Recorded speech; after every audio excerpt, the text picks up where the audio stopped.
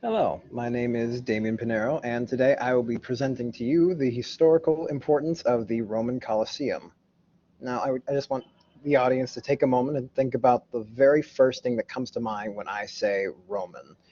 Now, it may be difficult to choose only one thing that comes to mind. After all, Rome was one of the largest empires to ever exist, and many aspects of their culture and architecture can be discovered and seen still to this day. So in this presentation, I'm going to be discussing the construction of the Colosseum alongside the culture and historical purpose of the Colosseum, what went down, what happened inside the Colosseum, who built it, why was it built, and much more. So to begin, we have to first discuss the location of the Colosseum. The Colosseum is located in the heart of the Italian countryside in Rome, the capital, and it stands as one of the several ancient architectural wonders left behind by the Roman Empire. Construction began under the command of Emperor Nero II in 80 AD, 80 AD. This strenuous project would take over a decade to complete, and it took so long, in fact, that the emperor himself never actually got to see the Colosseum completed. Now, it was the largest amphitheater of its time. The Colosseum held over 50,000 spectators at once, allowing for large ceremonies to take place inside its walls. Um, it was so large, in fact, that it had to be built inside, like on the side of a hill because of the weight of the stone. It was so large, it had to have hills to hold it up for structural support. And its size would actually come back to be a detriment, as due to how large and grand it was not only expensive to make, its sheer size made it impossible to repair when damaged by the elements. And that can be seen today, as it is not as complete as it once was. After being racked by thunderstorms and earthquakes, large chunks of the Colosseum walls have been torn down, and even as you tore it, you can see these sort of deformities. Now, at this point, you might be wondering why such a large amphitheater was needed to be built, especially in the capital city. Well, it was built for a number of reasons. The Colosseum held 50,000 spectators, after all, so it had several purposes. In fact, National Geographic states that spectacles of public execution, chariot races, religious ceremonies, and most famously, gladiatorial battles were all held within the confines of the Colosseum.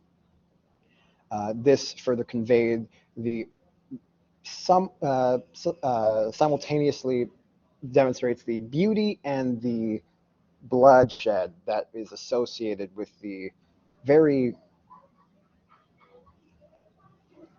aggressive Roman Empire, for lack of a better word. Um, but how does this associate to our culture today? Well, a little unknown fact is that, similar to our modern sports events and the vendors that we see walking up and down the staircases of said events, the Romans are actually the people who inspired those vendors, those merchants. According to the Roman Colosseum's official website, these handsome stewards would hand out treats, sweets, pastries, and more, which serving as an almost uncanny resemblance to our vendors today.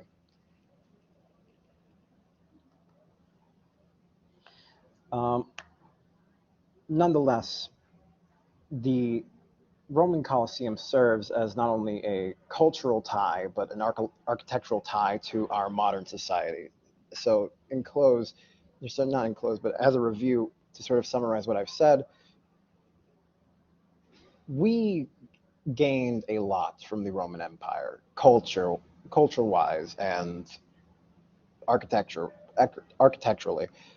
Their designs were intricate. Their society was complex and beautiful. if a little morbid at times. And while no longer the same form it used to be, the Colosseum remains a humbling reminder of the passage of time, a once powerful empire now laying in ruins. So, to close, if one were to look at the Colosseum, they'd only see a shell of what it once was, a ghost of the past, if you will. But hopefully, one day, if you choose to take what I've said further and visit the Colosseum, you might hear the echoing screams of battle or the roar of spectators. Are there any questions? I apologize for Did the interruption. did they ever have to like rebuild or like add anything on to the to what was it called? The pits? Unfortunately, because of how costly the repairs would have been, they deemed it more, I guess, in a way, efficient to simply leave it as it is and clean up what they could. But no repairs were ever made on the Colosseum. As you can see in one of the images, they simply collected the stones of the ruins and arranged them neatly to continue using them.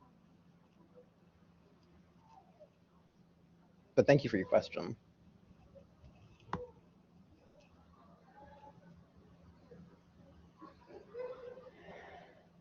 Are there any other questions? My question is, what were some of the like tools or materials in the empire that they used to build their like sculptures? So the Colosseum is comprised mostly of marble. The Romans were famous for using marbling in their sculptures and their architecture. However, there's also a large component of limestone Mm-hmm. to sort of almost give the illusion of marble, because limestone from a distance looks like marble. It still has that very pristine white color. Oh, okay. Thank you for your answer. Thank you for your question.